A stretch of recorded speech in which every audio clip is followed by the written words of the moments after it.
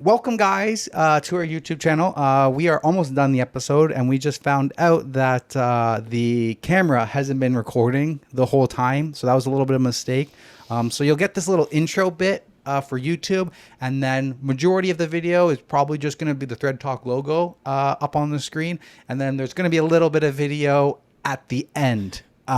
So thank you guys for just playing it on YouTube, smashing the like button, looking at our logo as we go ahead and talk. We appreciate you guys, and there's a little bit of actual footage for you guys at the end of this episode. So we're gonna just bury our embarrassment, and we're gonna hop back in and continue our episode. Oh my god, this is terrible. I was supposed to start it. I didn't want to throw Teresa under the bus. It's my fault. But she was supposed to start it.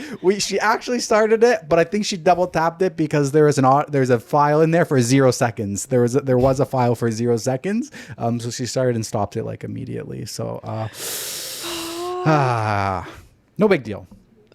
It's a pretty big deal. Which is a few less TikToks, but it's okay. You guys, you don't even watch us anyway. You guys are just listening. Although there's probably some people that are going to come over from Spotify to who are new timers and be like, I want to see what Jack looks like, because we said, come look for Jack, and then they're like, where's the video file? Oh my goodness. Okay, well, very sorry, people, everybody, listeners. It is what it is. So we hope you enjoy this video, and thank you guys so much. We have half a story left of us talking. Yeah, we do at that point. So you're gonna get 5 minutes at the end. So, but we hope you guys enjoy the whole audio version of this episode. So let's get into that. Hello, everybody. Happy Friday. This is Thread Talk. I was gonna say Thread Talk Tuesday, but it's Thread Talk Friday today. I'm your host, Teresa. And I'm Denver. And today is another bonus episode for you guys. As we said in the past, we're going to try to do an extra bonus episode every other Friday. So far this is the third one. We've been keeping up with it. Yeah, it's been pretty good. Yeah, so today's episode is going to be a continuation of our entitled people theme. So I think that was episode 10. It was. So we just have a couple other stories to add on to that theme. So this is going to be a part 2 of entitled people. Yeah, we just had a couple episodes or stories that were left over from that episode. And that's what we've kind of been doing with these extra Friday episodes. Just had a couple stories left over in certain categories. And we're like, yeah, they were pretty popular. Why don't we do a part 2 since we have so many? We also want to know your guys' opinion on the bonus episodes. If you guys like the continuation of older themes, or if you want us to do newer themes. Or like random, no themes. Yeah. So we're open to your input and advice. So if you guys have any suggestions for us, please leave a comment on whatever platform you're watching or listening on. Hopefully YouTube. Yes. And we will take it into consideration. It's all about supply and demand. If you guys demand it, we will supply. Exactly. So let us know what you guys want. Yeah. And we are also joined here today by the none other famous Jack. Oh no. As soon as we say his name, he's got to leave. Sit your butt down, sir. It's time to clock into work. Oh, big yawn. You need to make some biscuits today. Your quota is 20. Okay, we spoke too soon. Jack has left the building. Jack is gone. It's like as soon as we said his name, he jumped up and he's like, peace out. Okay, we're catless. We are now catless. All right, I'll start us off with our first story here, coming from Entitled Parents. My neighbor wants to control what I wear in my house. So, Wednesday, I, 16 female, was sick and I had a fever and just felt really bad. So I stayed home from school and was spending most of the day lying in bed. But around noon, I moved to the living room couch because it was getting really hot in my room and it was cool in the living room. And for some context, our living room is filled with large windows on 2 walls. One points to the street in front of the house and the other to my neighbor's house on the left of the house. So I went to the couch and still felt hot, so I took off my shirt. At that point, I was only wearing shorts and my bra. So I was lying down for a few minutes when there was a knock on the door and my mom went to answer it. The living room is right next to the door, so it wasn't hard to hear the conversation. So my mom opened the door and the neighbor, who we'll call Karen, was there and said, "Hi, Susan. How are you? I came over to tell your daughter to cover up." My mom then reasonably said, "Excuse me?" To which Karen replied, "Yes, it's kind of weird she's exposing herself like that." My mom, now a bit less patient, said, "Oh, I'm sorry, I didn't know you could tell me what to do with my kids in my house. Karen then replied, oh no, that's not what I'm trying to do. It's just that my husband's office is right across your windows and it's hard for him to concentrate on work when there's a naked teen on the other side of the window. My mom, just about as dumbfounded as I was at this point, told Karen, okay, 3 things. First, my daughter's not naked, and even if she was, it wouldn't matter because she lives here and she can wear whatever she wants. Second, what is your husband, a 45-year-old man, doing looking at my 16-year-old daughter in her underwear? And third, get off my property because we're done here. And with that, my mom slammed the door in Karen's face. My mom saw the husband later that day when he was taking out the trash. She told him to stop looking at me through the windows. He was confused, and my mom explained what happened, and he said, I didn't work from home today. He then apologized for his wife and went inside, and we haven't heard from them since. And on Thursday, my mom bought curtains for the living room windows. So yeah, that was my encounter with my neighbors. It's a little bit of entitled behavior from the neighbor. That's a lot of bit of entitled behavior. You're in your own home. Yep. You're allowed to do whatever the fuck you want.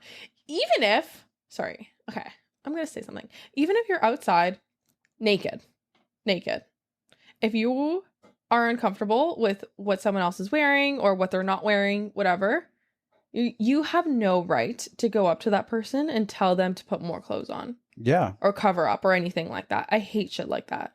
I mean, if you want to walk around topless as a female in wherever you live, I don't know about all the rules in the world and everywhere, but in Ontario, legally, you're allowed to do that. Yes. If you want to do that, feel free to do that. But don't go up to them and be like, oh, you need to put a shirt on, you're in public. Well, technically, the law says that I don't need to. So leave me alone.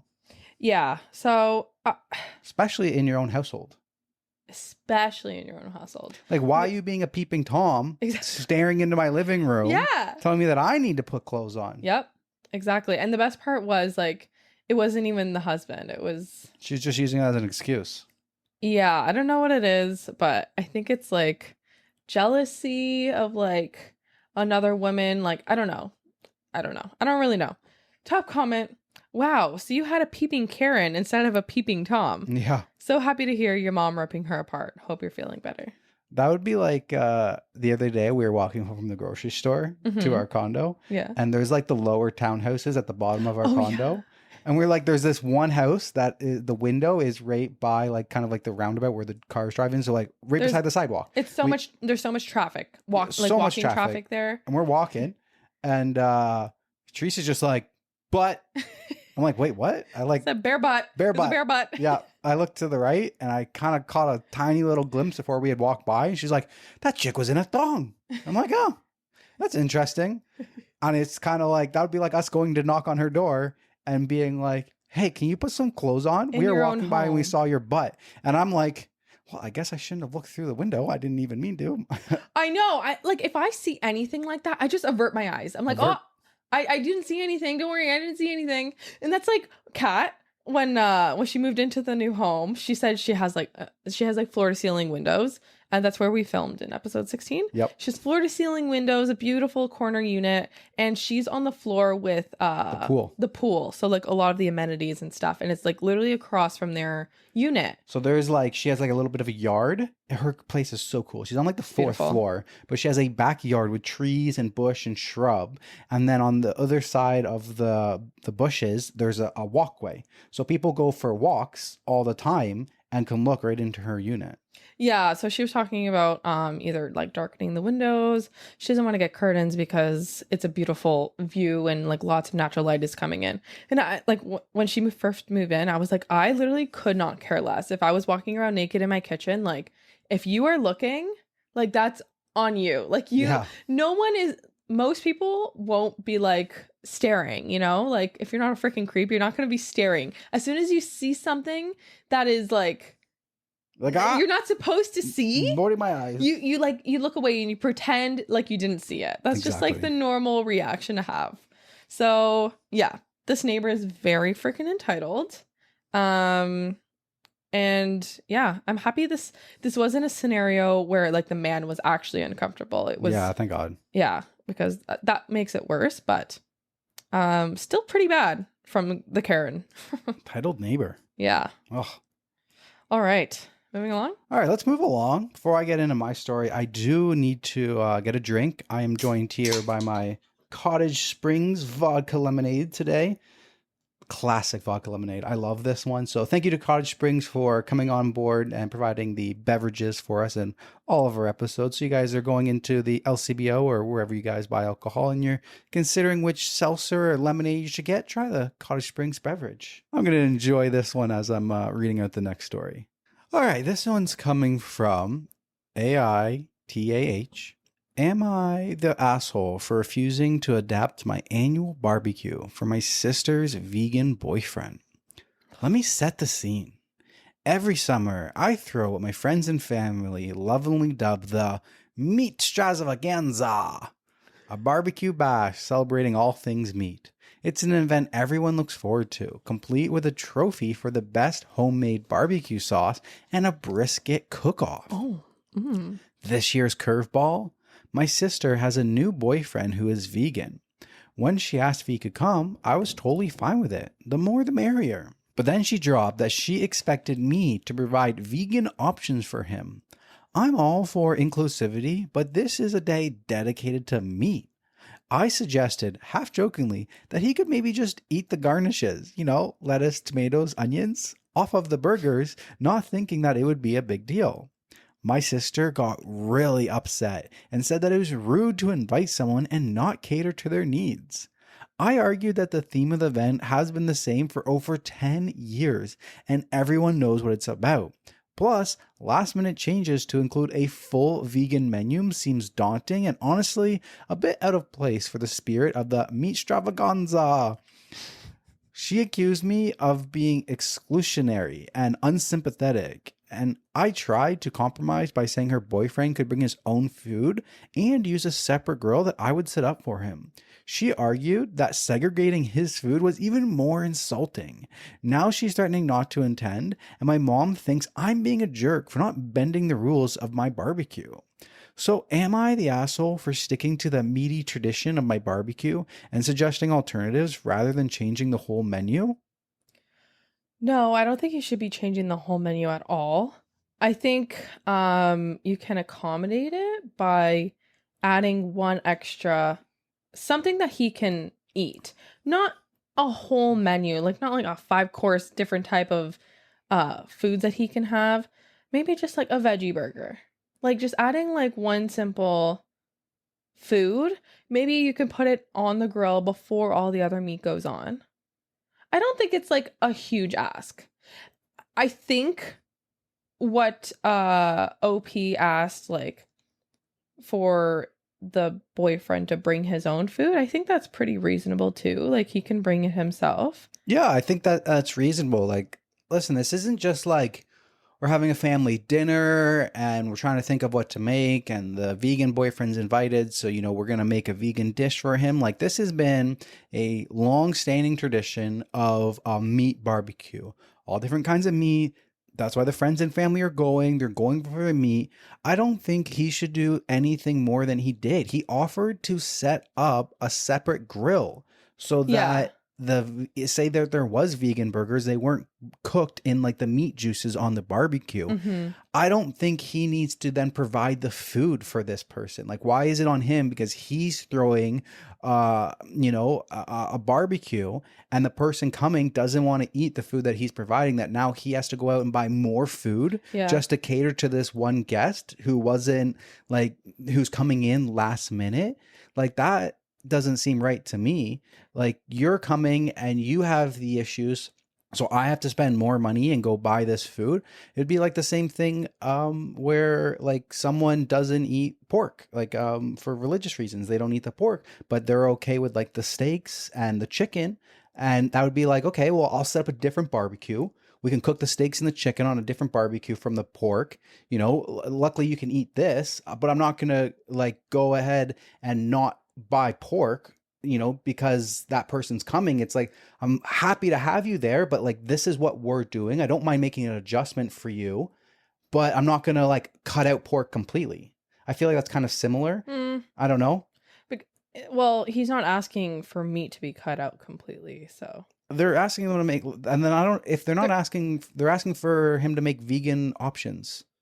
Yeah, so they're asking to add on to the menu, not take away from the menu. So, but like adding onto the menu means that he needs to spend more money for this guest. Yeah, that's So not fair. maybe the girlfriend should be paying for that. Yeah, I think someone besides OP should. It's not should on bring OP. it, yeah. The most that OP, and he's already done it, is like, I'll set up an extra barbecue so that you Yeah. can cook the vegan stuff on that. Because there's more to, like, there's more than just veggie burgers. Like, you could have corn on the cob, you could have potatoes, you could have bell peppers. There's lots of stuff that you can cook barbecue style and have it done and ready. I just don't think the burden should be on him that he needs to go out and do more shopping, buy agree. more stuff for one person. If the sister wants her boyfriend to be there, then she should go do the grocery shopping. Yeah. And the most that she should expect out of him is to have like the extra barbecue. Yeah, I would agree with that. I think it is entitled of the sister to expect that. Yeah, and I mean, like, and I mean the kind of the same for anyone, regardless of what their food preference is. Like, he's like a food preference, like his food preference is vegan. And my other one that I said was like not having pork for certain religions. But like, what if you're just a normal person and you're like, I don't like steaks, you know?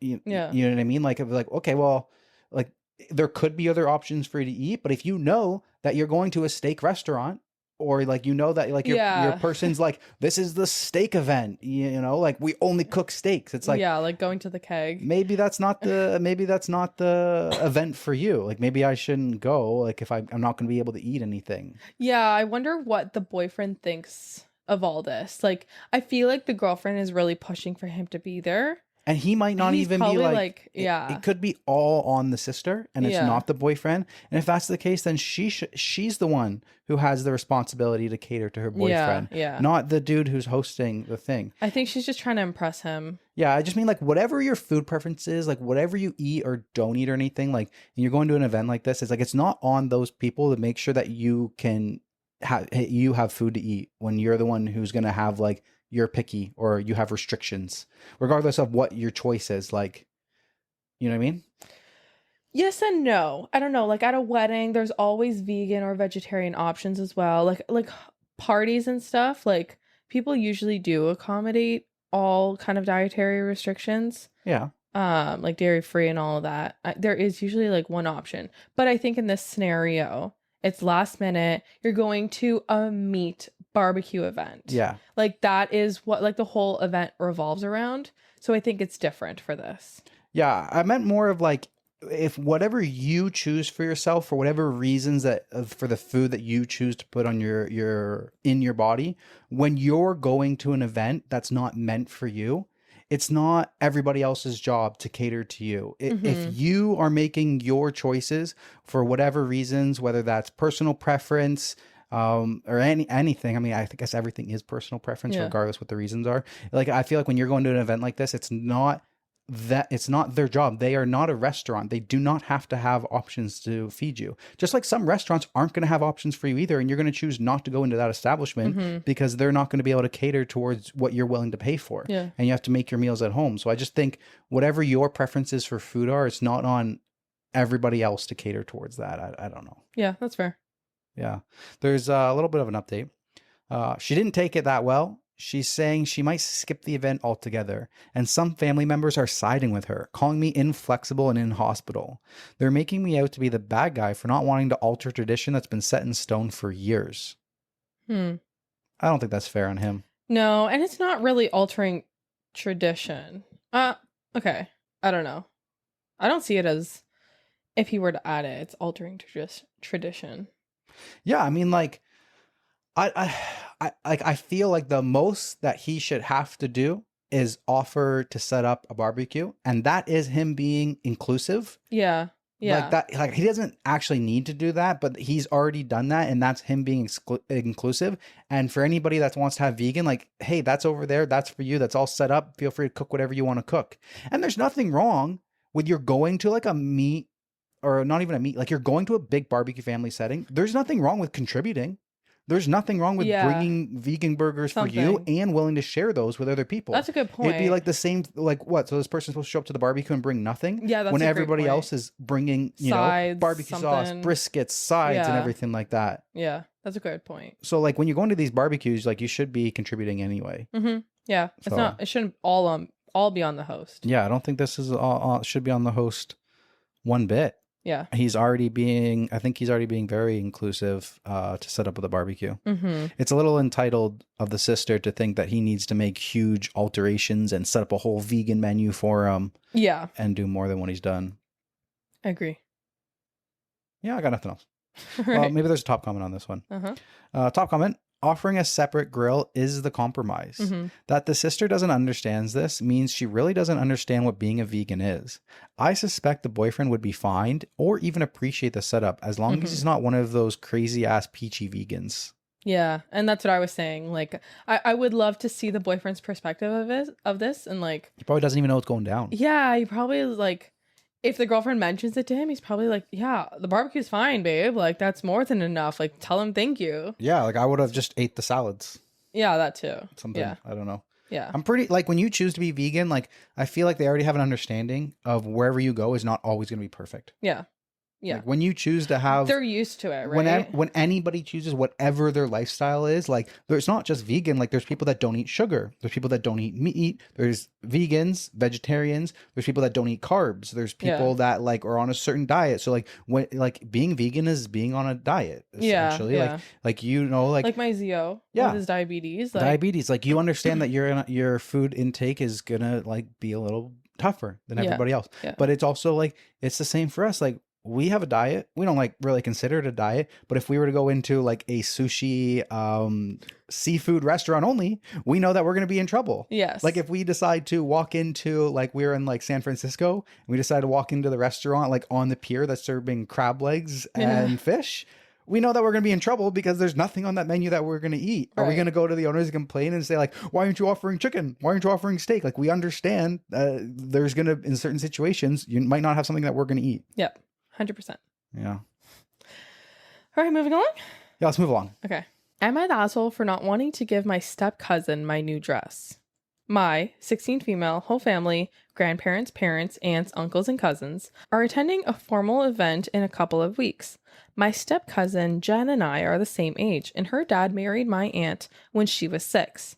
Jen's dad doesn't make a lot of money, so Jen didn't have a lot of things growing up, and my mother would always give my old things to Jen rather than throw them away, especially for formal events, which we all attend quite often because of my grandparents. My mother would always take the dress I'd worn to the last function and give it to Jen so that her dad didn't have to buy one.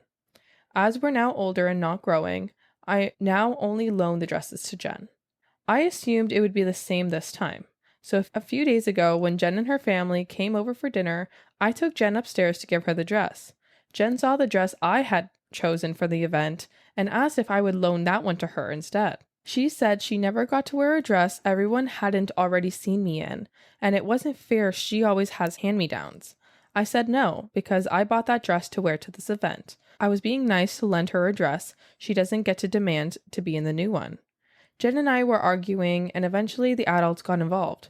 My parents stick up for me and said I don't have to share the dress, but Jen was very upset and her dad took her side, saying it wouldn't kill me to wear one of those many other dresses I have, and just let Jen have the special one for once.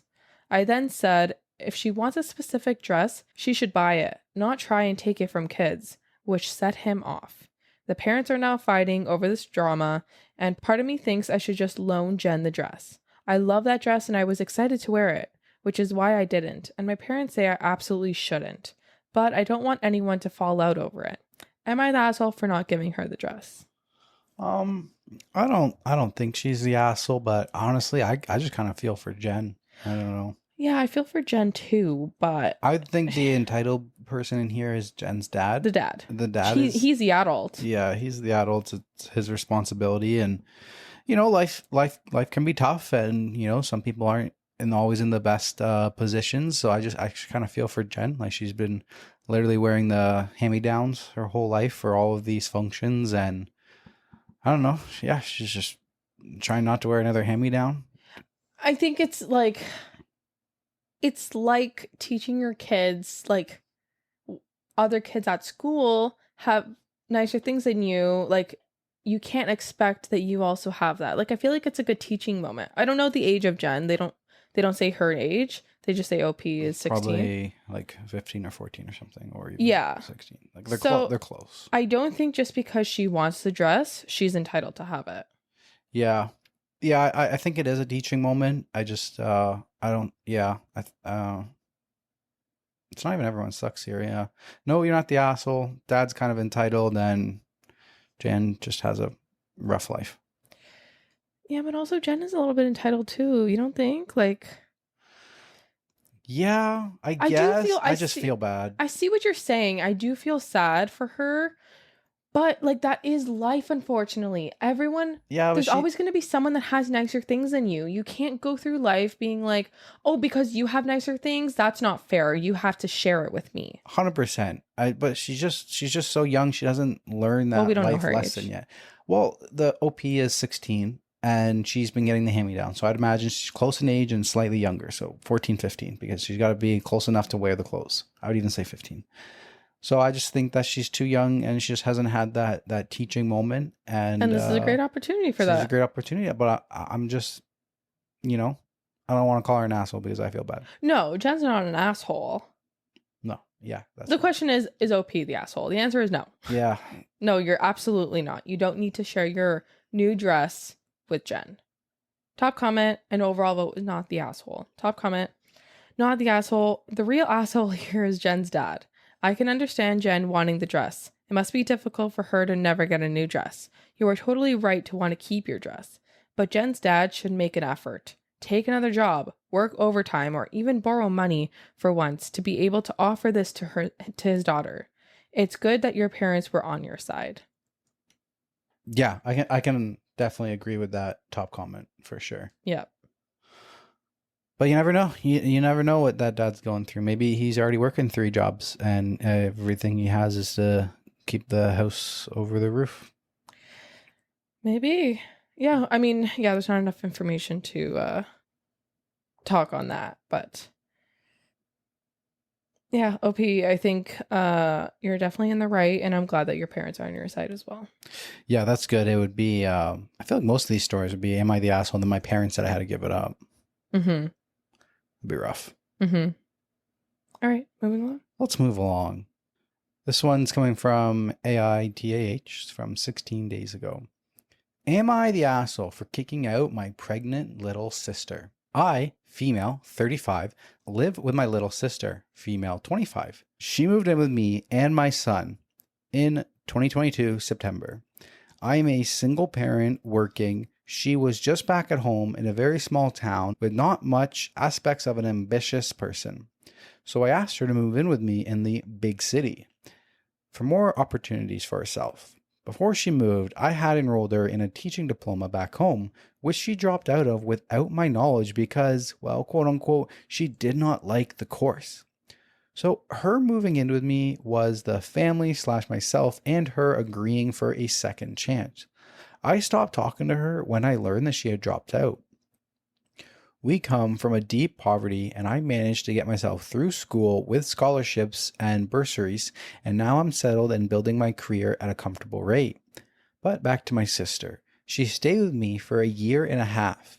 In all of this time, she did not even look for a job. She missed all university application deadlines, gave me nothing but attitude, stays up late every night. She's cheeky with me and always fighting with my 6-year-old son. This year, a week before the Easter holidays, I have made up my mind that she needs to go back home. She has been nothing but a pain in the ass since staying with me. Attitude, lazy, couch potato, and sleeping all day.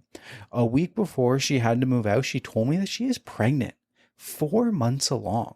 I take her to the doctor and she is actually 7.5 months along. Because of the feuds and fighting, I've tried to avoid her as much as possible in my house. I did not see the pregnancy.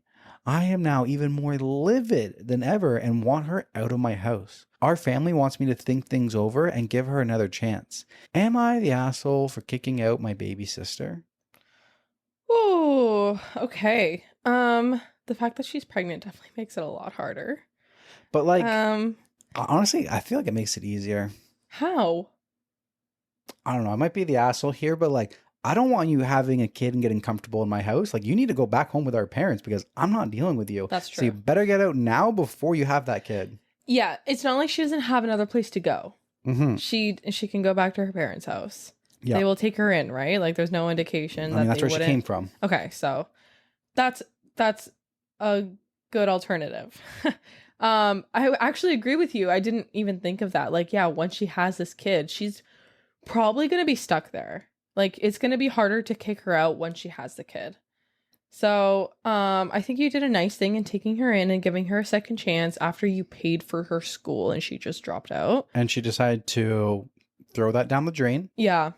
You have to do what's best for you. I know, like, sometimes it's like family and stuff, but like Also, it's not like what's just best for her. She also has to do what's best for her son. her son as Her well. son needs a stable environment. He can't. If they're fighting, This chick shouldn't be around him. yeah, they're fighting. That's not a good environment for him to be in. So I think it's like best for both of you. Like that you made this decision. Yeah, for sure. Top comment. Another chance. Another chance for what? Not the asshole. Follow the landlord-tenant laws and get her out before you end up taking care of her kid too. Your family can give her as many chances as they want. Hope he actually replies to this. She says, I'm really tired. And if she does give birth here, the baby will be my responsibility. Exactly. Her mom is a drunk. Dad is nowhere to be found. And I don't know what to do. I can't take on more responsibility. I am a single mom with a basic salary that is enough for just us and my little sister included. So yeah, if she gives birth there, she's going to be raising that kid too. Because this chick is already a lazy piece of shit. So she's going to end up just taking care of another baby. Sorry, did OP say her mom is a drunk and dad is She did say that. gone? Yeah. Is she talking about her sister? I think they're both of their parents. Oh, the parents. Yeah. Okay. I thought she was referring to her mom as in like the baby's mom. No, I think like both of their parents. Oh, okay. Well, then that kind of makes it harder. I don't know. Yeah. So it makes it a little bit harder because the place back home, the mom was drunk. Yeah. But still, like, you can't go down with her. Like, she's a sinking ship. Yeah, she is a sinking ship. And you know what? It hurts. But at the end of the day, like, you have to do what's right for you and your son. It's not even just you. And like you said, you dug yourself out of that hole. That was like due to your hard work and determination. So because you did that for yourself, like, you can't let yourself go back to that place. Yeah. And Opie makes a comment saying that she had given her an allowance and so that she had like a little bit of money and she just went in and blew that. Okay. And slept with people and got herself pregnant. Yeah. This is You reap what you sow. Yeah. You built you dug your own hole. Yeah. You made your bed. You made your bed. You have to go to sleep now. Yeah. Like, it'd be a different story if like maybe you actually contributed. Maybe you actually did the chores. Maybe you actually like trying to get a job. And like if you were doing all the right things, Yeah. she wouldn't feel that way. Exactly. But you're being nothing but POS. And she doesn't need to deal with you and a little screaming baby. Yeah, I would agree with that. It's kind of entitled. Of Yep. the little sister taking advantage of the big sister. Yep. Mm-mm-mm. All right, moving along. Yes. Okay. Am I the asshole for not hosting a party for my sister's baby sprinkle after my home was damaged by her gender reveal party? I'm going to preface this by saying a gender sprinkle, for those of you who don't know, I had to Google it, is a smaller baby shower. And I think that's really funny because they call it a baby sprinkle instead of a shower. Like, it's just a sprinkle instead of a shower. Like a full shower. Yeah. I thought that was genius. I had to Google it. It's kind of funny. I think it's hilarious. I've never heard of that before. I mean, I never heard of it either. Yeah, okay. Moving on. I, 36 female, have a sister, 34, that is calling me selfish and rude for not allowing her to have her baby sprinkle at my home. For some background, my sister and I have a love-hate relationship. She is my mother's golden child. I do not get along with my mother, but that's for a whole other post. My sister always had things handed to her, and due to that, she's become entitled. Now to the point of this post. My husband and I have opened up our home for parties and gatherings for friends and family. Events such as kids' birthdays parties, to hosting a surprise engagement for 2 of our friends, to allowing my sister to use it as a hall for her gender reveal last month. The issue is that after the reveal, I realized that her guest broke my vegetable garden box by sitting on it, and allowed their kids to mess up my garden and left a mess in my house. My husband and I decided that that was the last time. Jump to today. My sister wants to have her sprinkle at my home once she found out that I wasn't paying for her to have it anywhere due to funds, which kind of pissed me off. So in her mind, I won't pay for her and her guests to eat and be merry somewhere, so she can use my house to have it, knowing the kind of host that I am. When I told her no, that my house was not an option, she started being nasty to me, telling me that I was punishing her for others' actions and that she's my sister and it's not right. She went as far as trying to guilt me by saying that I don't care about her and the baby, and for me to have a good life. I'm stressing her out. And she regrets asking me, and this is why she doesn't ask for help. She doesn't want to understand my feelings and reasons. So, am I wrong for not wanting a bunch of people here again that disrespected my home before? Even if nobody had ever disrespected your home, you still don't have to host. I could have nobody here ever and say, I don't want to host, and I still have fair grounds to say that. Yep. It's the entitlement for me. Entitlement, like you think that you can just run amok in my house and my house is there to use it for whatever you want. Like, no. Yep. Get your own house. Exactly. And also the fact that she said that she expects her to pay for the event. Like, you're a joke. Ha! That's like ridiculously it makes me wonder what other things OP is doing for her. Literally, I didn't realize family means like free meals, free tickets, everything. Yeah, it's like very entitled, obviously, to think this way. And like you said, even if it was like a perfect event and nothing actually happened, it could just be like the act of hosting an event is a lot of work. It's also like money too. Like sometimes there's like unexpected costs that come with it. Always. So like you are not entitled. You are not obligated to host this or to open up your home to your sister just because she's your sister. Yeah, 100%. You don't have to open up your home to anybody. If you don't want to host, you don't have to host. Yeah, agreed. Top comment, not the asshole. Shine up your spine, girl. You have been trained your whole life that the golden girl is to get what she asks for. It is your home, yours, not your sister's party hall, and she has you too because you won't pay for a venue. Heck no. Your home, your rules. If she didn't jump to help take care for the damages, then she is no longer entitled to even ask you to use your home. And the guilting just shows she knows how to push your buttons to get her own way.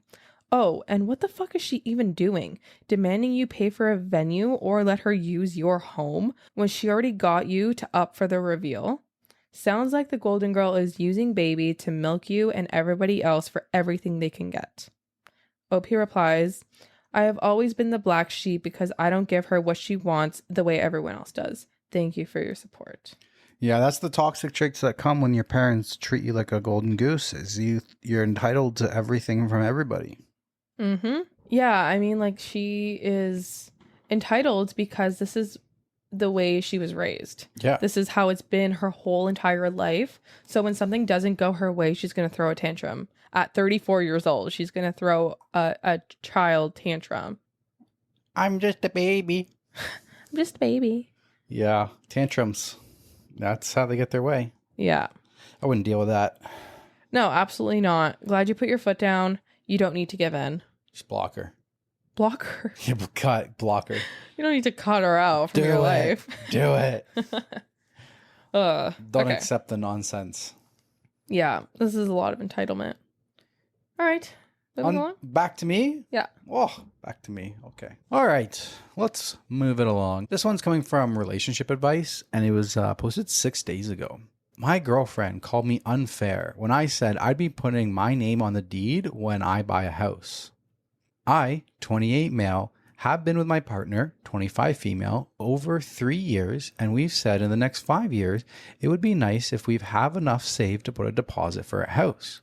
Well, last month, I won a pretty substantial amount of money on a game show, which will allow me to put a large down payment on a house and get a mortgage. I was talking about this with my partner and mentioned to her that since I would be the one paying the down payment and deposit, that I would only be putting my name as the house owner. I said I don't expect her to pay towards the mortgage. I'd only expect her to contribute towards utilities and groceries.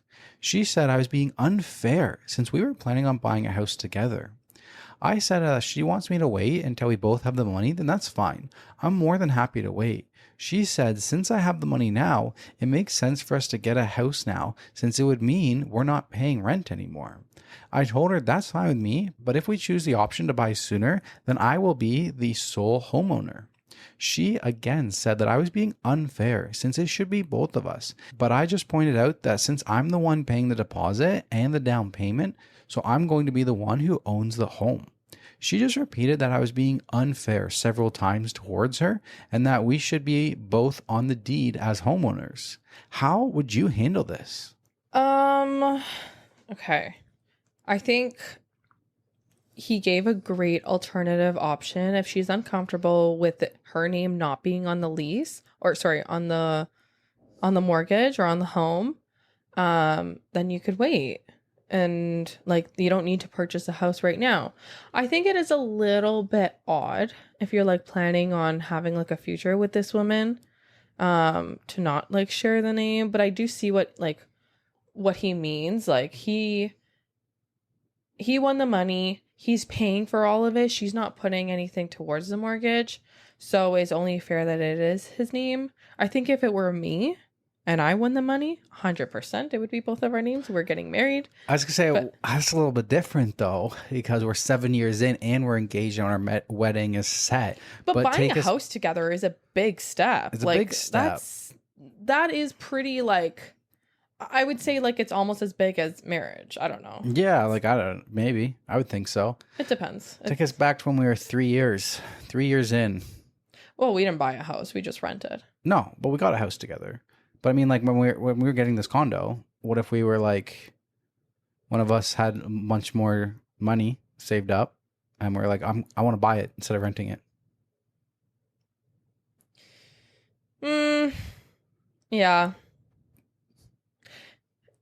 Yeah. Okay, I see it. I see what you mean. Right? Like if I had the money saved up when we were 3 years in, I feel like you'd be kind of hurt if we were like, yeah, I want to buy the house. And you're like, I don't have the money saved up and you're renting. And I was like, well, I still want to buy it anyway. And then I'm like, oh, I'm going to be the sole owner of it. And you can just pay me for the utilities and groceries. You think I would be hurt? You don't think so? Wouldn't you feel like I want to feel like we're buying this together? Okay, so wait, you're not on OP's side. I don't know where I am. I'm trying to work myself through it. I know. I was going back and forth through this whole story because that's what I mean. Like I don't both know. Sides. Yeah, I don't know. So I'm trying to like relate to like where we were at 3 years, and I'm like, okay, if you did that to me, how would I feel? Or if I did that to you, how would you feel? Like I don't know how I'd feel. I don't think I would be hurt. I think just because of like our relationship and the like where we were at 3-4 years, like we were pretty serious. Absolutely. I think moving in together is a big step. Like it's showing that you're serious. It's showing that you want to be committed to that person long term. Mm-hmm. So for me, like if I won the money, I think I would have put your name on the lease. Or sorry, I keep saying lease. On the house, on the deed, whatever it's called. But I wouldn't be like I wouldn't say that it's unfair if you did the same. Yeah. I don't know, but his main question is, how would you handle this? And I think, I'm not 100% sure, but, say you had 100,000 and I only had 20,000. Yeah. Right? You're putting in 5 times the amount that I am. I think you can have it in the house paperwork that your ownership is 80%. A percentage, like prorated. Yeah. And my ownership is 20%. I have no idea. And you could put, I think, lawyers can correct me, but I think you can put in the terms being like, if I make a lump sum payment of 80,000, then my ownership goes up to 50%. I mean, if that's the way it works, that is a good solution, but I don't know if that's the way it works. I think when I was doing the real estate course, I think I read that you can do that. Maybe your dad can confirm with us, but I think that is a way to do it. Like you can have split ownership that's not 50-50 from what I understand. Like every region and country and area is going to be different, but I think where we live, it is possible to say like I own a fractional ownership of this house at like 20%. Okay, let's assume that's not the case where they live. Oh, then what? I would assume that was the case. I don't think. Yeah, I mean, I don't. Then no. I like he does say that he's like, okay, like that's no problem. Like, let's just rent for Then now. We don't wait, need to yeah. buy. Like, and you can wait. She's the one who's kind of being like, no, like it doesn't make sense to rent. Like, we should pay now. I'm like, honestly, sometimes it does kind of make sense to rent. Yeah. I know. Like I understand the whole pitch of like, oh, you're throwing money away to a mortgage, but like, to rent, you mean? yeah, you're like, if you're throwing money away instead of going towards a mortgage, but like, if we had bought this place when we moved in, we'd be screwed right now. I know. Our mortgage payment would have went up $1,500 because of the variable rates, Canadian mortgage rates. And like right now, like we are paying like almost half of what market value is What for this we would unit. have been for a mortgage. Yeah, we are so far under like market value for this. We're like 30 to 40% under market value because we've been in it for so long. So like for us in this situation, like I don't know, I kind of makes sense. Like, yeah, we're not necessarily not having equity, but we're not paying as a much, crazy amount into interest. And interest that's not even going towards principal. Exactly. Most of it's going towards interest anyway. It's not even the principal. We're not at risk of losing our house because we are getting foreclosed on. We don't have to pay property tax. We don't have to pay condo fees. We don't have to pay all of that stuff that comes along with it. Yeah. We would pay triple the amount if we owned this place right now. Yeah.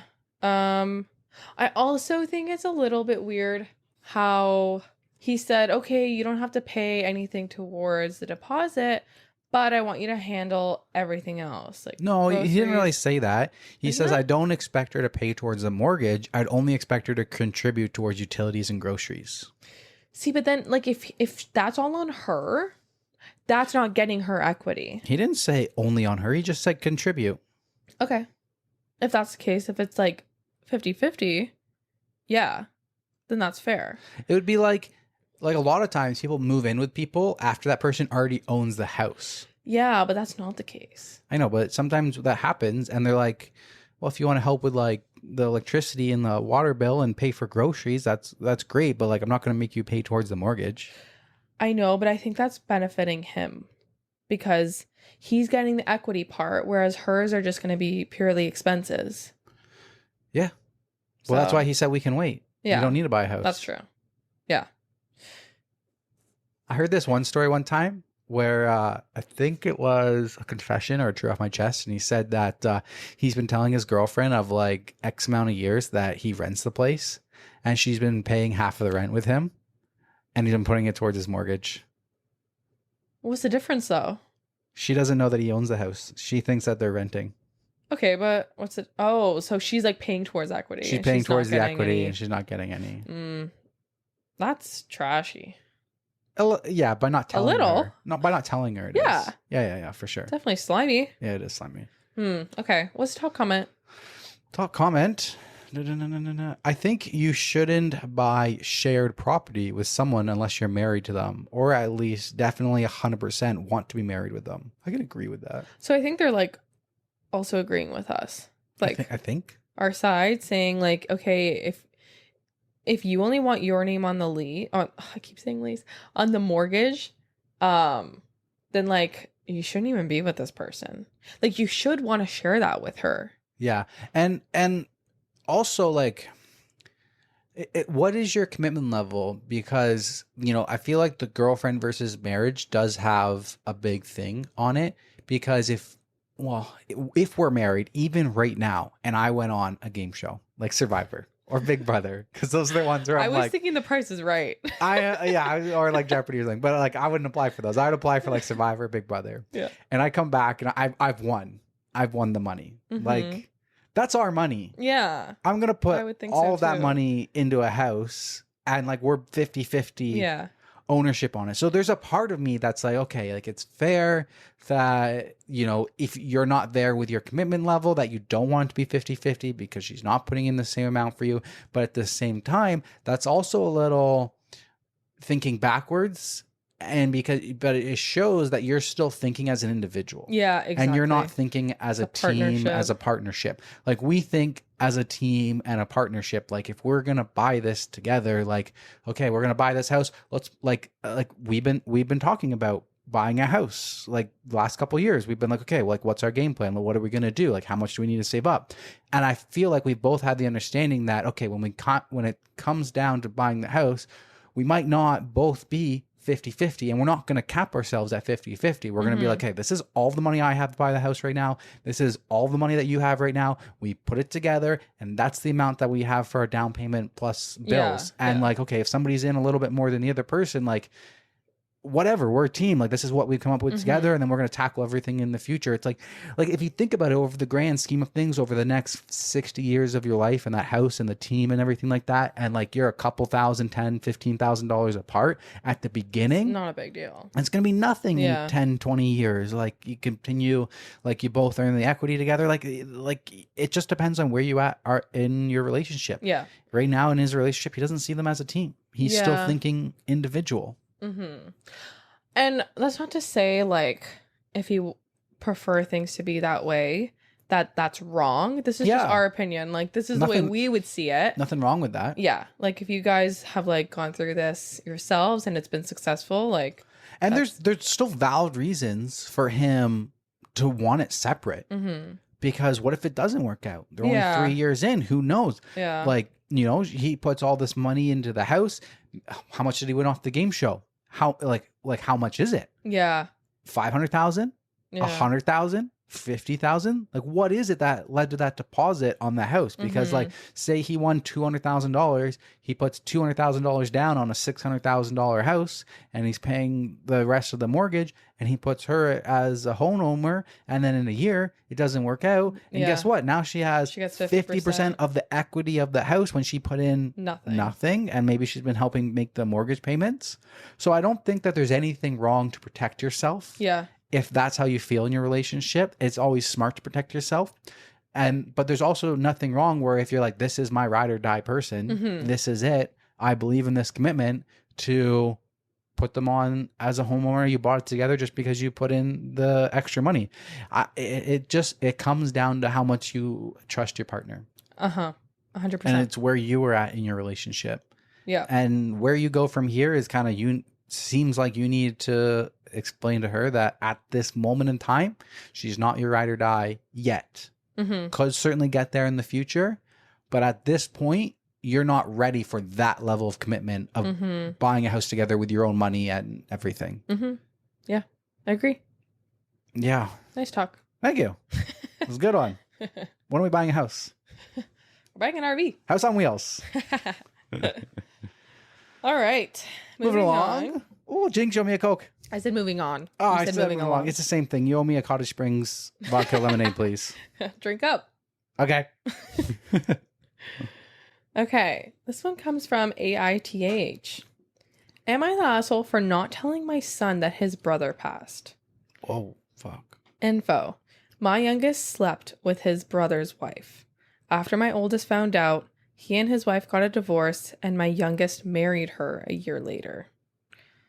My 56 male, oldest son, 33 male, had cancer and passed away 3 weeks ago.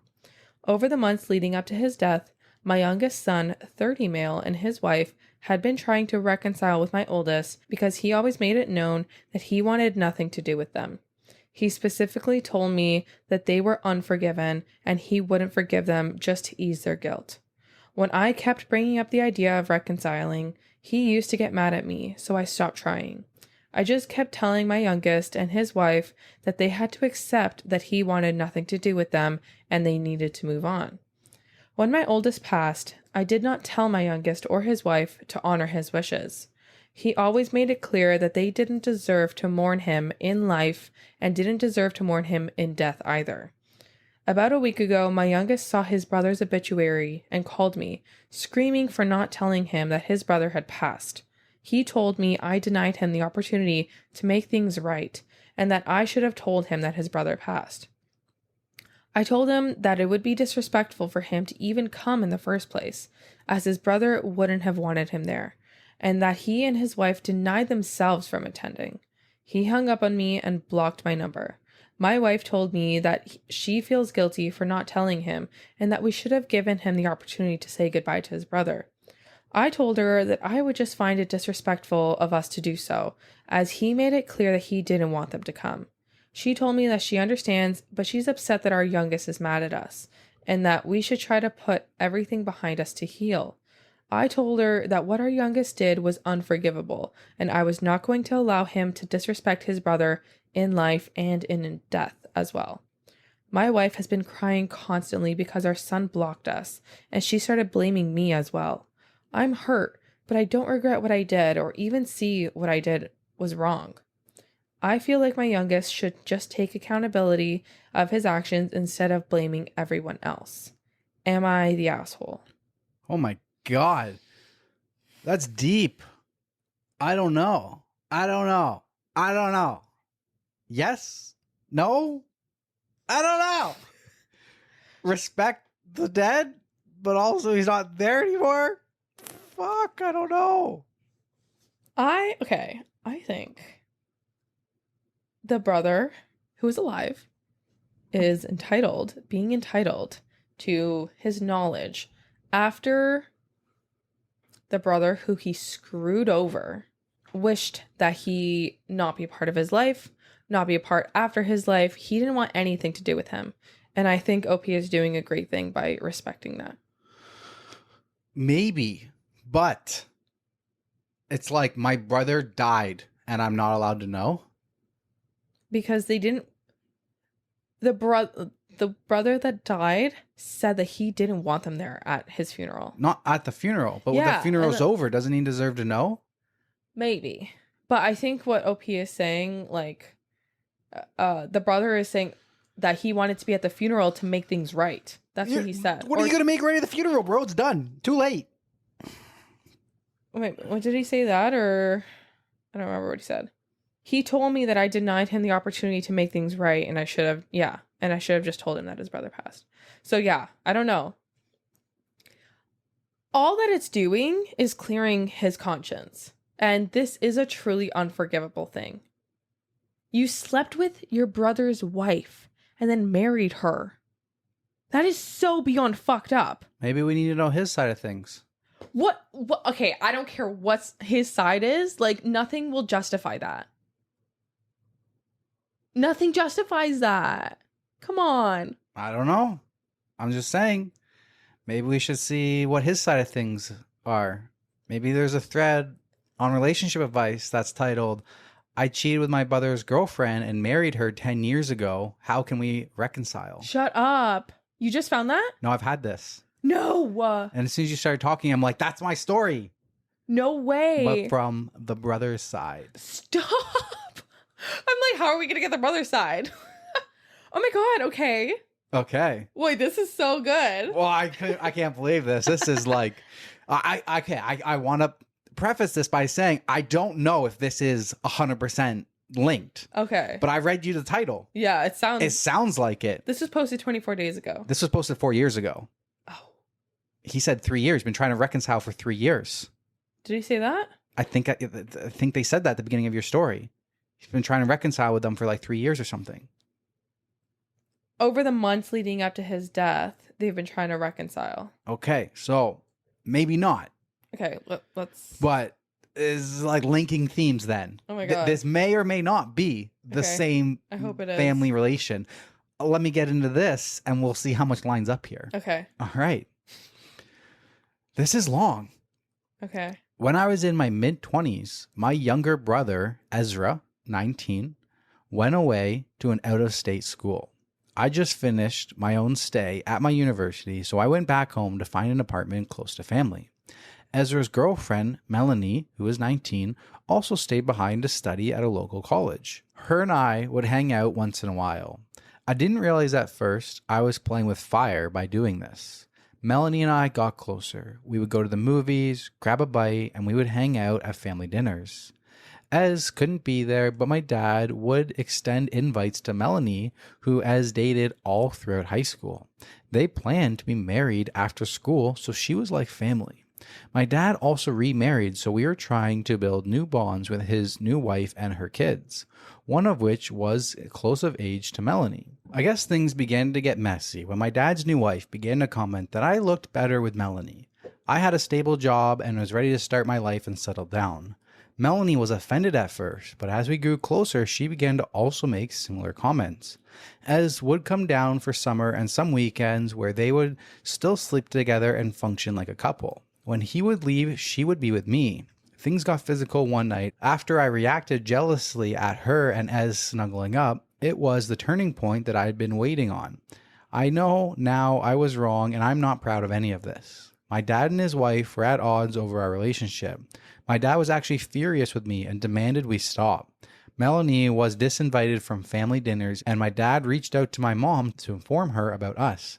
My dad's wife had the opposite opinion. I have another sibling, 6 in total, all brothers. Aaron, who suspected something was off. Things came to a head when Aaron took Ez aside during a visit to let him know what he'd learned from who knows where. Aaron has always had it out for me, or so I believe. That's a story for another day.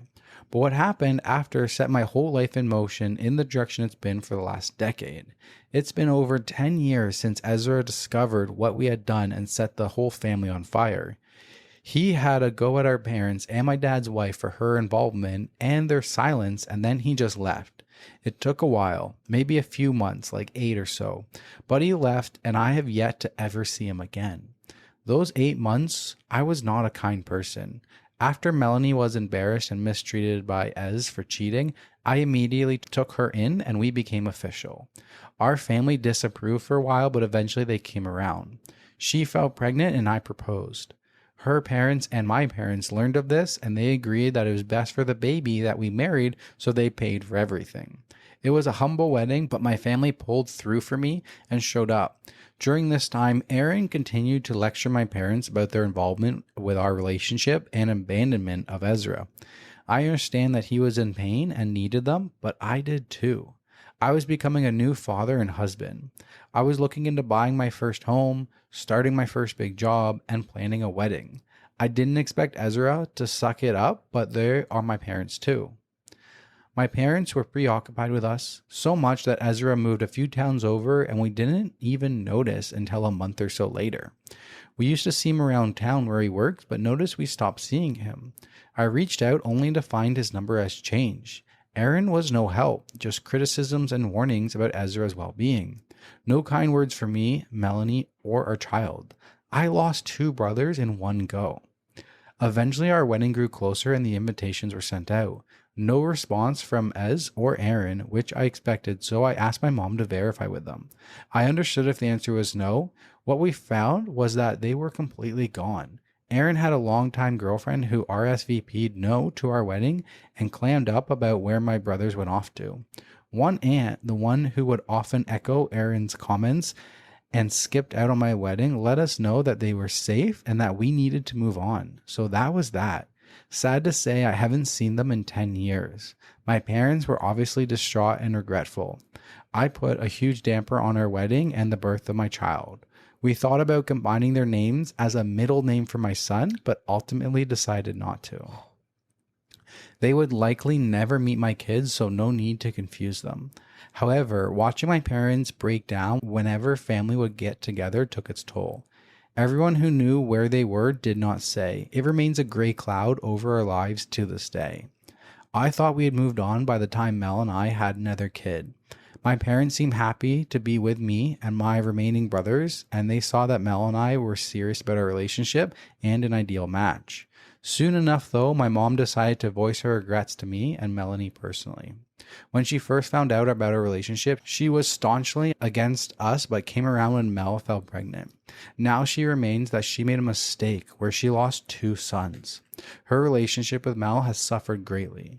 My dad's family is much more welcoming to Mel. She's one of their own. My dad does miss his sons, but also loves his grandkids. He was content with this for a long time until my mom went ahead and located Aaron and Ezra. It hurt to feel that she would prefer to have held on to them and lose me and my sons in the process. She found that they were both married. Aaron to his longtime girlfriend who eventually moved away years ago, and Ezra to an unknown woman. Both have a good amount of children, more than I have in fact. My mother got some therapy and reached out to my brothers and has made contact with Ezra. Erin decided to decline her reconcile. So she's been in contact with Ez for a year, even going as far as taking my youngest brothers with her to spend Christmas with Ez and his family. I've seen pictures of his sons and daughters and his wife too.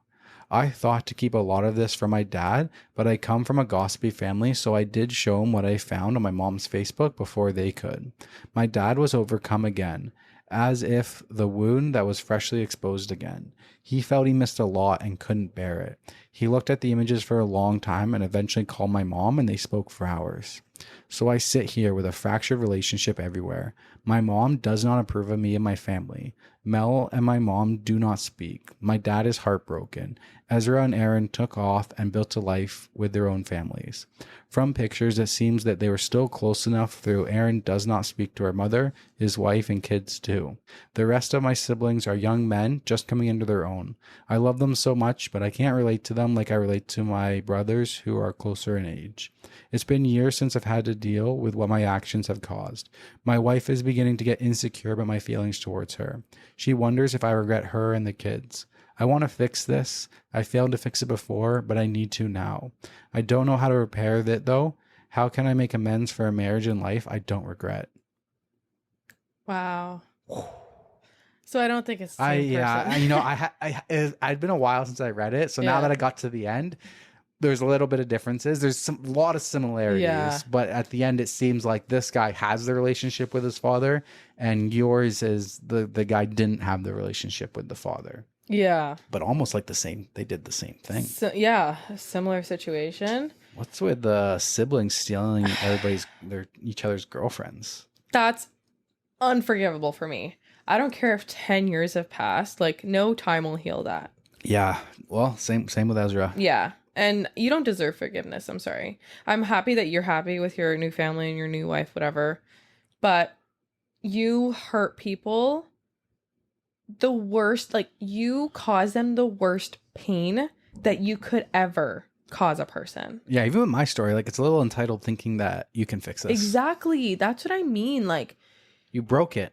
It's broken. It's done. It's done. And for you to like constantly keep saying like, keep trying to reach out and whatever, like that is being entitled. Like you broke that relationship. Like it's done. There's no mending it. And for you to like constantly berate them and like reach out and stuff, like that would piss me off more. Yeah. Like both of these stories are wild. Yeah. Oh my God. Wow. I like the parallels, but yeah, there's some similar parallels, but I got really excited there. Me I thought they were too. like the same because I'm like, you're reading it and I'm like, I know this story. I know this one. I've read this one somewhere. Oh my God. And then as you're finishing it off, I quickly went through our Google Doc and I found the story. Yeah, that one was intense. Yeah. Okay. So, I mean, both kind of fall into the entitled people I feel category, though. Yeah, both of them definitely fit into entitled people. That's for sure. Yeah. Oh man. Yeah. So was there a top comment on yours? Top comment on my post, it just says, "Does your youngest know he isn't the victim here?" Yeah. And I would agree. Yeah. That's exactly what they're doing. Victim they're mentality. Yes, they're playing the victim. Like, wasn't my fault that I fell in love with them. It's true love is meant to be. Fate. Oh. Please, like the one person that's off limits. There's 8 billion people in the world. Yep. Come on. Go swim in another pond. Yeah. Or go fish. Go fish in another pond. I don't feel any remorse. Nope. No. They deserve it, and they had what's coming. 100%. Yeah. Hondi. Oh, all right. Back Okay. to you. All right. My last one is coming from Am I the Asshole? Am I the asshole for telling my friend not to come if she's bringing her kid? One of my nearly 30 friends put together a get-together at a restaurant for my birthday. The place has a bar where we're going to be hanging out. The plan was to get a bit tipsy and order appetizers. My husband and I have a 3-year-old, but we're hiring a babysitter for the night. We rented out a private room with a bar. My other friend, Missy, had a 5-year-old daughter. She mentioned she was going to bring her. I offered to pay my babysitter extra to watch her daughter. Missy said no because her daughter is in daycare all day, and she doesn't want her to have to be with a sitter. I said I understand, but I don't think it's appropriate for her to come. 1, I know our group. We're going to get rowdy and don't want to censor myself. 2, Missy's daughter is like a lot of 5-year-olds. She doesn't sit still, wants to run all over the place. Missy admits that she doesn't bring her out to restaurants because She doesn't know how to act. But I also know Missy will just sort of let her do as she wants because she's very permissive. I spoke to my friend who put it together and said I don't want any kids there. There's a reason I got a sitter for my own kid. That friend agreed and told Missy not to bring her daughter. Missy has now thrown a fit and said she's not coming. I said I completely understand. There are events I have missed because I don't want to leave my daughter, and the group understands as we all have kids. I told Missy I'd be glad to have a play date / lunch another time with our kids so we can all hang out. I told Missy I can't stop her from coming to the restaurant, but we absolutely will not allow her to come in to the private room. She's very hurt that we're excluding her. Am I the asshole for not wanting a kid at my party and telling my friend she can't come if she brings her? No, and we're not excluding Missy. We're excluding your brat, the kid. Well, regardless if your kid's a brat or not, we're excluding the 5-year-old because there's a bunch of adults getting fucked up in here, and we don't need to trample a 5-year-old like we're at an EDM concert. I don't know if it was going to get that rowdy. Well, but yeah, I agree. It's not annoying. A place for a kid. It's not a kid's night. No. It's an adult's drinking night. Yeah. The really like entitled thing about parents with kids is that like they expect everyone around them to accommodate them because they have a kid. When in reality, you made your choices to have that kid. Yeah, it's just like when you make the choices on your food selection, you know, when you go to restaurants, you made a choice to have a little fucking screaming 5-year-old. Yeah, exactly. So you birthed it. Exactly. There's a small edit. Also, if it's relevant, Missy didn't pay for the rented room. 2 of my other friends did as a gift to me. So it's not as if I'm telling her not to come to something she paid for. Never even crossed my mind. Yeah. What did cross my mind is the fact that she literally offered to pay the babysitter a little bit more for you to leave your kid there so the kids can hang out, and took care of the babysitter for you. She was going to pay, yeah. You are choosing not to because you think she's been in daycare all day. It's one day. The kid will never know. Yeah. Boo-hoo. Whatever. And if you don't, like, if you're not comfortable with her being with a sitter or daycare teacher all day, like, then don't go. Just like she's missed other events. Don't make it other people's problem. Yeah. Missy, bye. Bye, Missy. You got voted out of Survivor. Denver and I are on a Survivor binge right now. We're on season 38. Missy, 39, right? No? Maybe. I don't know. 38 or 39. I think we're 39. Yeah. Missy just got sent home. Yes. Thank God. That's funny that the name was Missy. I know. That's all I could think about the whole time. I know. I had to like refocus on the story. Yeah. I'm like, stop thinking about Survivor. Get back to your job. Okay, top comment. Not the asshole. You offered reasonable solutions and she refused. When a person chooses a lifestyle, they have to deal with whatever comes with it. But they aren't entitled to special treatment, especially when people are a similar lifestyle have adapted. We've all had to miss out on something for one reason or another. Plenty of parents have had to make this choice before. She's not letting herself be an independent adult outside of parenthood. This could have been a great evening for her to blow off steam and come back more parenty than ever. I have a couple of friends who regret not taking up babysitting offers earlier in their parenting journeys to allow themselves to be grounded. It's a shame, really. Yep, you missed out, Missy. You could have had a great time, but you decided that you wanted to stay with your kid because you felt bad. So I don't know. Whatever. Yeah. You made your choice, but like, don't make everybody else feel bad because you're the only one that wants to bring your kid. Exactly. Everyone else is in the same boat as you. Yeah. So it's weird. Yeah. Now you have FOMO. Sucks. Got mad FOMO. Mofo. Mofo? Mom FOMO? Mofo is motherfucker. Yeah, but like, what about mom FOMO? That's... Mom's fear of missing out. That's MFO. There we go. Wait, that's FOMO. Yes. Momo. No, that doesn't make sense. Moms of missing out. Mamo. Moms are missing out. Mamo. Moms are missing out. Yeah, we need to move on. I don't know what the hell I'm saying now. All right. This is going to be my last one too. This one is this is coming from Best of Redditor Updates. It was posted into it 6 days ago, but I looked up the original and the original was posted 9 years ago. Oh wow. Okay. Yeah. Crazy. So, that doesn't usually happen, but let's go. My boyfriend found out how much money I have, and he wants me to pay for a house for us, as well as a new car, and fund a trip for him to go abroad. Is it time to end the relationship? All right. I, 28 female, want to make it clear that I've always spent money on my boyfriend, 28 male, buying him nice things and whatnot. He got his PS4 and a new gaming PC because of me. My boyfriend, however, found out that I have a good amount of money and has started to act quite weird about it. Several times he's referred to my money as our money and using our money to buy him a luxury car he's dreamed of having.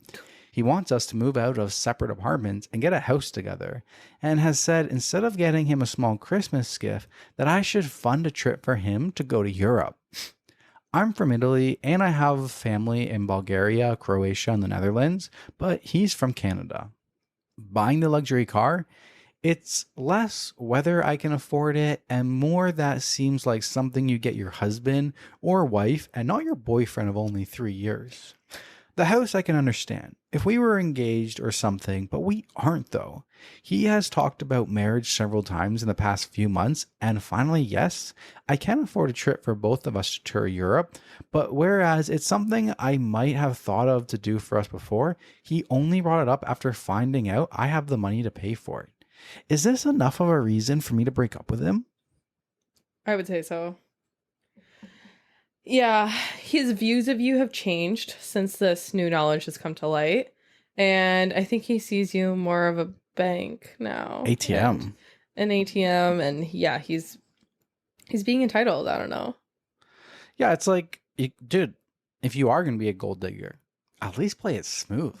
Why are you asking for all this shit? Yeah, just I know. get the ring on there and get it on the joint bank accounts and be cool about it, bro. What a dummy. Yeah, I know, for real. Not even a good gold digger. Yeah, it's just pushing her away is all it's doing. So there's a couple of relevant comments that will help build a better picture for this story. Okay. All right. So someone commented on this thread on Asked OP if they've had experiences like this before. And she said, yes, the sad thing is that this is exactly why my old relationship ended. It got serious. Boyfriend found out I had money and he started going nuts, demanding things. Poor That's girl. insane to me. Yeah. I would just, oh my God, if you were like secretly rich, I'm not. that would be amazing. I'm sorry. But Are you secretly rich? I wish. I would stay humble. Yeah, I mean, I would be so excited for us. Like, I wouldn't even be excited. I wouldn't even be excited for us. Really? No. I think you're a liar. No, I'm not. You'd be like RV right now. No. Right. I would I'd be a little confused, but I'd be like, hey, listen, like nothing changes. We're gonna do the same thing. So what if you have X amount of money saved up for your retirement in the bank account or whatever? I'm like, that's not how you've wanted to live your life. So we're gonna just continue living the life the way that we've been living life so far. I don't think it really changes anything. Wink, wink. No, I am being serious though. I'd be like, why haven't we started the RV yet? That's fine. I would definitely get excited. I'm not gonna lie. I honestly don't think I would get excited. I don't think that would be really. I would start demanding shit. No, I don't even think I would get excited. Like I just feel like that's okay. Like that's your money. Like we'll make our own money together. Like if that's the backup money for at the end of the life, whatever. That's what that's there for, I guess. Obviously, you don't want to spend it because you haven't been spending it this whole time that we've been together. You haven't been fucking blowing it on everything. So obviously, you just want to save it and leave it for something in the future. So then it wouldn't change anything. So okay. I don't think it would change anything for me. It's not like she's been like waiting to tell him and now we can spend it all. Yeah. Like she's not blowing it on everything. Yeah. So I don't think it would change anything for me. Also, I have to throw in shameless plug. YouTube members get early access to all the episodes. I'm like 5 days ahead on my editing. So you get like 5 early days access to the next episode for members only. It's only 99 cents and you'd be greatly supporting us. So if you guys come over to join the members, we would greatly appreciate it. And hearts out to all of our members. Love. Yes. Thank you. Okay. Okay. Back to the story. Yeah. Another comment said, how did the boyfriend find out? OP replies, he found out because we went to visit my family in Italy, and my parents, grandparents, and the 2 sets of aunts and uncles that we visited all have very large, lavish places. I live in a smallish apartment that suits my needs, but the difference between my apartment and back home in Italy was very noticeable. He asked me what was up, and I told him that my family is wealthy, but it's not something that I try to define me. The relationship has been pretty good up until he found out. I would hate to break up with him because I do love him and I love being with him, but the way he's been acting, plus past experiences, pretty much tells me that things are only going to go south now. I was treated very well, I was happy, and yes, he does have a consistent job. Someone asked OP if she constantly buys gifts for the boyfriend. I don't always buy expensive gifts. The PS4 and the computer are the only two things that I qualify as expensive. Everything else was little things here and there, a t-shirt, a snow globe, or something like that. She also says, I don't throw money around. Up until my boyfriend saw my family homes, he had no clue I had any kind of money, and my own personal finances that I make is something I don't talk about. I don't go buying cars and all that crazy stuff. People do randomly buy small tokens for their significant others, you know? So there is an update. Comes to the story. 12 days later. Okay. All right. For all of those who are wondering, I didn't automatically dump my boyfriend. I decided I'd have a talk with him. I told him that it was basically really damn inappropriate for him to find out that I have money and start making demands. I told him I have no problem using my finances for our relationship, but that he shouldn't automatically expect that I'm going to put out money on very expensive things for him, just for no reason. He seems very ashamed and agreed that it was a really crappy thing to do, and he got carried away and a bit too excited. I told him I understood, but to do that was very disrespectful to me and that the time that we've shared together, because it made me feel like all of a sudden money was all that mattered to him. For a little while, it seemed all was well. Then, the other day, we were having a minor argument over something that turned into a bigger argument, and he said something along the lines of, well, you don't even want to use what you have for us, so maybe you've never fucking cared about me at all. He got really quiet as though he knew that was a shitty thing to say, and we didn't talk for 2 days. I was really angry, and I was going to talk things through with him. However, this became the relationship fatality. He told a couple people we're good with, despite me asking him to keep my money quiet, that I was really rich and could afford tons of shit. How did I find out? Well, Saturday, we're all drinking together. He gets a bit too much in his system and orders an expensive bottle of wine. One of our friends was like, who orders that shit? We're good with our beers. That's way too expensive. One of our other friends pipes up and was like, no, it's good. OP is really rich. She can pick up our tab tonight. Cue several other people who I've never told about my family's money suddenly grilling me on why I never trusted them enough to tell them about my money and thought we were friends and all that stuff. Wow. I broke up with him the next day. He's been blowing up my phone all day, but honestly, fuck him. I could have moved past what he said the other day when we were arguing, but to tell people that I specifically asked him not to do is something that I trusted with him too much. Yeah, I've lost 3 relationships and I'm probably going to lose a few friends as well. I think I need to be single for a while. Wow. He's a piece of shit. Small edit for anyone asking, the bottle was $460. Jesus. He is a piece of shit, entitled little piece of shit. And so are her friends. Everybody sucks. Fuck. Yeah. That sucks so bad. Yeah. For anyone wondering, she didn't pay for the bottle of wine. Someone checked through her comments and she just walked out in a very pissed off mood. Good. I wouldn't have. Absolutely not. Yep. Wow. Very entitled to someone else's money. That is not yours. That's like the most insane entitlement of them all. To someone else's money. Yeah. Why does it change anything? Why does it change anything? Yeah. Like, she wasn't blowing money before. Like, it's one thing if, like, you are dating this person and then all of a sudden, you know, she comes home with a new Mercedes, Louis Vuitton bag, something. You know, she's just buying herself some brand new shit all the time. And you're like, oh, honestly, no, I changed my mind. No, that still doesn't matter. It's not your money. It's not your money. I agree. But I just mean it makes it worse in the way that he found out. where it's like she literally doesn't flaunt it, doesn't hide it, doesn't want to have that conversation, doesn't want to talk about it. Exactly. I feel like it's different if it's like you start dating someone, they live in a big apartment, they're driving the Mercedes Benz or the Porsche, you know, they have other, you know, inviting you out to dinner, they're offering to cover the bills when you go out. If you go out to go to drinks or anything, they're always covering the bills. There's a lot of tells. Yeah. And it's like, oh, okay, like I know you have money. Yeah. And it's like, in those situations, you know, it's not entitled to be like, hey, do you want to go to this restaurant? And like, you kind of feel like you know that they're going to pay for it. Like, okay, part of your relationship. Like, cool, you got a juicy. If that's like the norm in your relationship. Yeah, that's the norm in your relationship. It's like, hey, she always, or he or she always wants to go out to these restaurants, and you suggest a restaurant that you think they might like. And for you to kind of have the expectation that they're going to pay the bill is going to be not unwarranted when they've always done it before. But in this situation, it's like, she obviously tries to hide her money because she doesn't want to be taken advantage of. Yeah. And what do you do as soon as you find out? It's honestly actually a blessing. Exactly. Yeah.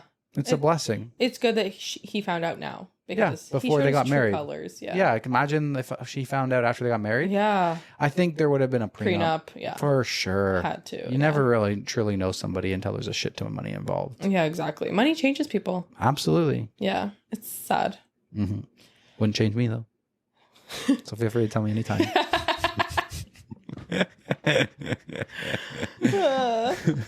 My God. All right. Well, that's the end of this episode.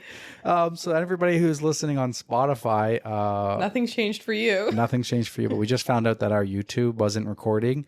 Although I guess the intro would have been there at the beginning. So I don't know. I got to piece this together. So some things that I said at the beginning might not make sense. Some things make sense now.